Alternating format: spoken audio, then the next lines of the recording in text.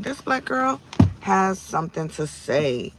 And I don't know. I just wanted to get on here real quick because the last couple of days, this week came out the gate like, I don't know. This week came out the gate kind of, firing off. I'm in full production of recording the content. Of course, like if this was an in-person class, I wouldn't have to record content because the content's already created as far as like the deliverables for the course, healthcare is politics. But I'm having to record content. So on Monday, my plan is, because it's only 6 modules, is to record a module a day. But Monday kind of threw me off because I recorded it and it did not take or whatever. So I had to record 2 on Tuesday, and then I'm just going to record 2 today. But it got me to thinking about where I am in the job hunt as it relates to just looking and getting assistance from people looking and going to job fairs and all of that. And if I can be quite honest with you, yes, I would like an easy job. I've been working hard since I was 15 years old. I'm about to be 38 this year. And in all of that, I find myself in a place where even if offers are available, it's like, are they worth it? I don't know. I'll never forget a lady said to me, the longer that you're not dating, the more you don't tolerate. I feel like that's the same thing about working. The longer I'm not working, the more I don't want to be subjected to the drama, right? The inadequate pay, the headache. I think about the disparity that is, with black women too, high stress situations and having to deal with that. And it's like, I got an offer, y'all, and my hip started hurting. And it's a place I worked before, and my hip was hurting when I was working there when it became too high stressed. And let's just say I had the worst pain in my hip. Like, is that a sign not to take it? Not only that, the offer didn't come with y'all asking me to come back and it's going to be less money in this economy. Like the year that I worked there, a carton of eggs was $6. The same carton of eggs is $14 now, right? I'm a business owner. Somebody needed to order contacts. The same contact lenses that they ordered August of last year cost me $63. That same pack of contacts this year is $83. It hasn't even been a full year yet.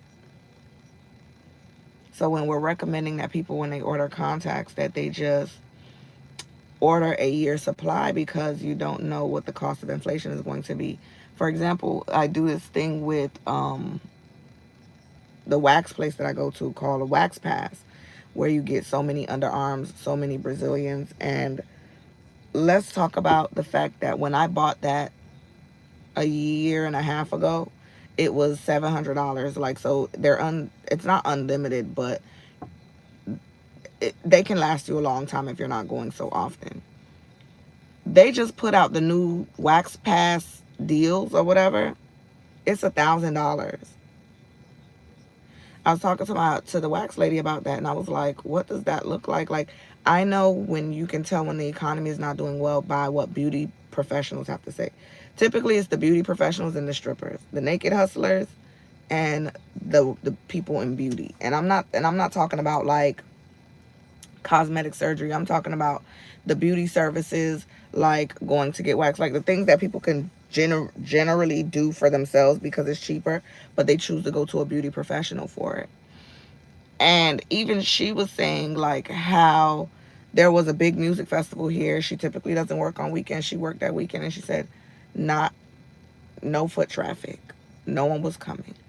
And I said, what about the people with wax passes and stuff like that? And I was telling her like how I paid $700 for mine. And I did it when I did it on a payment plan. So it's not like I paid that up front. I did it on a payment plan, and now they're $1,000. And she's like, oh wow, they don't tell us things like that. But she said the people who do have wax passes, I noticed that they're coming less frequently because we don't want to run out and have to buy more wax passes. Okay, so a wax pass is pretty much when you buy your services in bulk and then you just go. So meaning I go, yeah, it's free at the day of the appointment, but I prepaid for these, so it's prepaid services.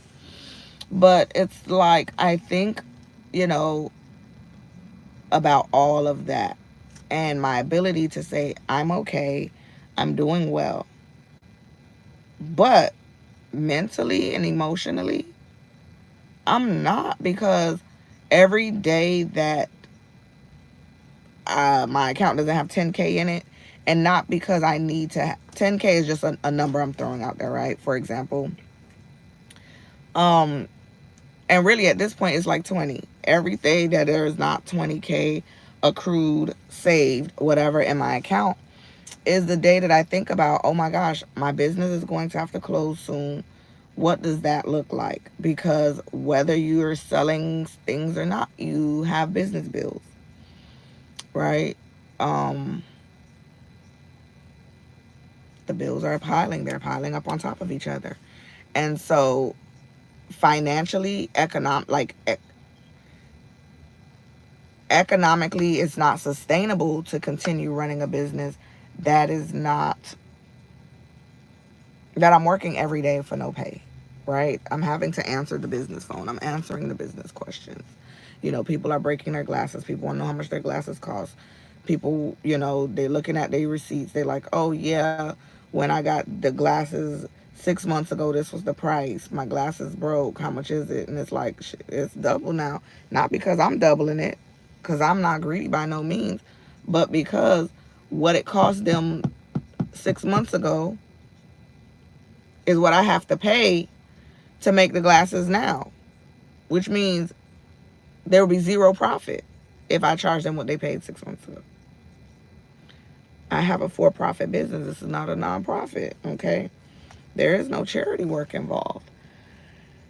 And even with the social profit that we have going on, where people can donate glasses for, don't make donations so that we can give glass. I had to cut that off because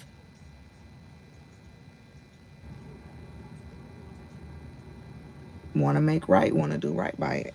So, you know, I think about too, this is the second point, and then I'm probably going to get up out of here because my brain is full and I'm probably going to be on mute for the rest of the day. Um, because when this black girl has a lot to say, sometimes, if I'm being honest with y'all, transparent moment, sometimes this black girl has so much to say that she would rather say nothing at all. And not because there's nothing to be said, but more so because I'm very solution oriented. And what would be the solution? What's the outcome of where I am right now? Like, there is no solution to put in place other than to get a job.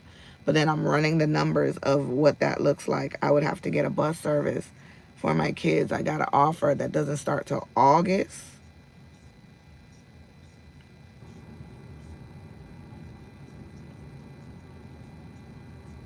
I have March, April already compiled on top of me.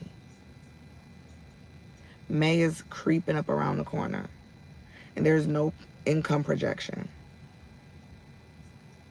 So what are we even doing? What are we even doing? And I've said this before, when you support a small business, you're supporting keeping that business open. People aren't becoming, you know, overnight successes off their small business. It's work. Unless you have a silent partner, a silent angel investor or whatever, you're not, people aren't becoming millionaires off of an overnight success off of a small business idea. Okay? Even when people go on these shows where they pitch their business and stuff like that, and those people make, it's not an overnight success. They've been working that business. So I'm not chasing the soft life. The soft life got to chase me down at this point, because your girl is in a brain drain. Okay, this black girl is in a brain drain. And while I'm gonna schedule a nap today, I'm going to make sure I do that. And I can't borrow trouble for tomorrow, but today's was yesterday's tomorrow. So what do we do? Um, it is what it was, I guess.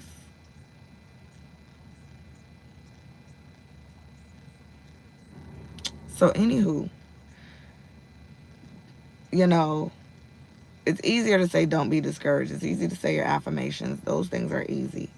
But when there's no outlook or projection to come into pass for that, it does put you in a mental mind fog, I guess. But Black Girl Say Something airs an episode every Friday, 1 p.m. Eastern Standard Time. You can tune in wherever you listen to podcasts. Don't forget to like, share, subscribe right here on YouTube. Also, you can follow us on TikTok. And don't forget, we also have a Patreon where we have exclusive content. There's some links in the description of this episode. We ask that you interact with them because it doesn't cost you anything to click. But clicking does help our SEOs and all of that good stuff. Until next time.